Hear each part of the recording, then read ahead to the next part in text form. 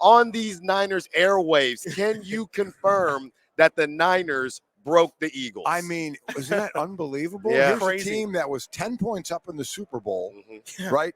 And now a couple of years later, they're going to be on their third O coordinator and third D coordinator. Yep. In that amount of time. It's stunning because even when they were 10-1, we were wondering they don't look like the team that was in the Super Bowl. But we were also saying that about Kansas City, Right. Yeah. When they went through some troubles during the year. And then I think it's a lot of it started, quite honestly, when they didn't bring back some DBs, didn't bring back some linebackers, let them all go. I think their cap number at linebacker was so far under the average in the league. So it's like they didn't really fill that position. And then on top of all that, those guys got hurt. DB's got hurt. Now your back seven is injured. You change from Desai at calling defensive plays. You put him up on the booth. You let Matt Patricia start calling. You really started changing things.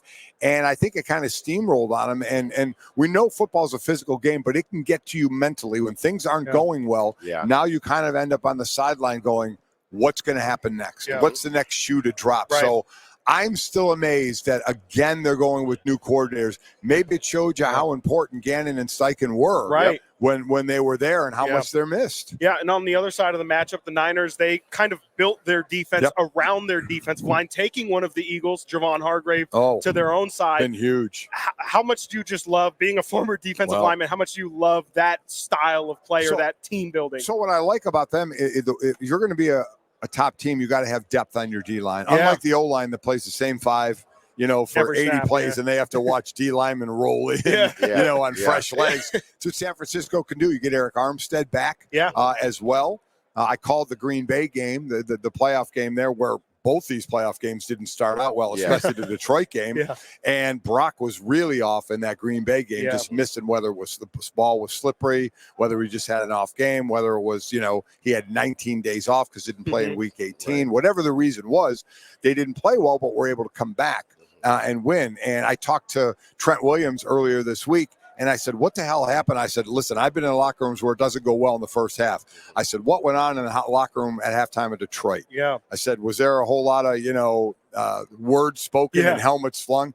He said, amazingly enough, it was really quiet because we knew we got our asses kicked. There was nothing we could do about that. Right. And Fred Warner said the same thing. All we said was offense, when you get the ball, score. Defense, we got to stop them. I mean, football can look like rocket science, and it will in this game because the amount of motion we're going to see with both KC and San Francisco, and especially on Kansas City side, defense players playing up, 6 at the line, but only 4 come going for confusion. But the bottom line is, it's a game of one-on-ones. When Christian McCaffrey catches a little swing pass, he's going to have one guy in front of him to start right at the line of scrimmage. Who wins that battle? Does the defender make the tackle, or does Christian McCaffrey shake him?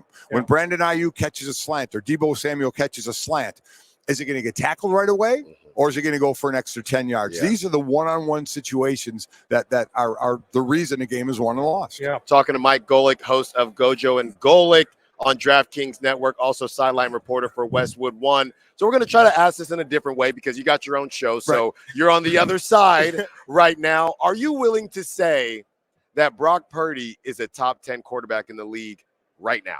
I don't know how you can't. He statistically had a better year than Mahomes, had one of the best seasons as a quarterback, for compared to other quarterbacks. So much is laid on the fact of the talent that he has. I say it this way for people when you watch a game. Since Kyle has been there, I believe they're number one in the league in yards after the catch, when I just talked about short passes. First off, Brock doesn't just do that. He leads the league in yards downfield. So he throws the ball downfield. But when you throw a swing pass and you want yards after the catch, that ball's got to be perfect. If that ball's behind the running back, he ain't getting yards after the catch. When you throw a slant, if that ball's low or behind, you're not getting yards after the catch. So it's not just a completion. Is it a good completion that gives your receiver a chance to continue running with the ball? They need a metric for that. They do, because it is just people watch it in the game. Watch how the short passes are caught and how the receivers can continue with the ball. Brock is great at that. And then, listen, everybody heard Cam Newton say he's the 10th best player on the team. And you can debate because, listen, San Fran has a lot of great players. No doubt about it. They have the best roster in the league. But when he said he can't be a game changer when you're the 10th best player, I completely disagree with that. He has a ball in his hand every single play. As I said, I called the Green Bay game. I thought that pass over the middle of Juwan Jennings on the big third down play. Where Juwan climbed the ladder and got that.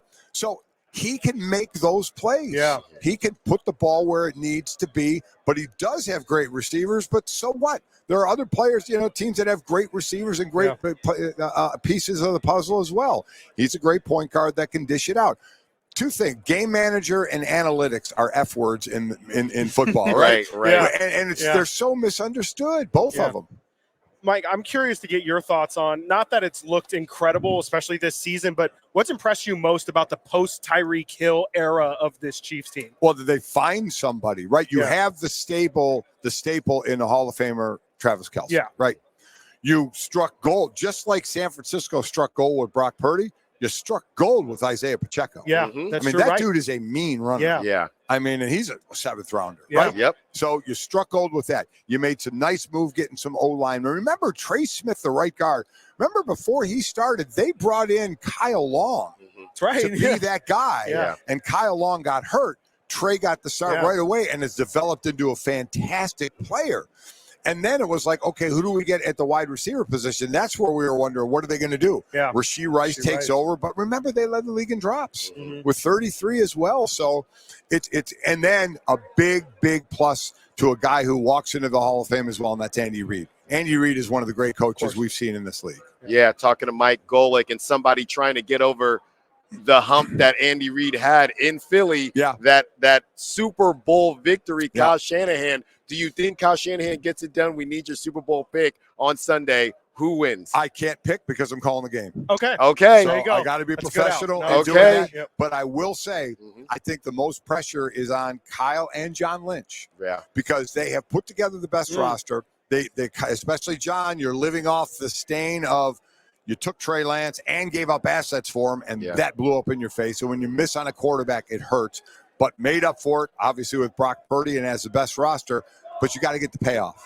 Yeah. You can't have the best roster for a couple of years and then not end up at the top of the mountain. So to me, that's where the pressure is. Mike Golic, thank you so much. This has been outstanding. Yes. Chris and I, we listened to you for years. Continue doing what you're doing. Catch him on Westwood One, sideline reporting, host of Gojo and Golic on DraftKings Network. Thank you again. Enjoy the rest of your time in Vegas. Thank you. Appreciate it. Appreciate it, Mike. All righty, got to get to a break. When we get back, more Styles and Watkins, Sactown Sports.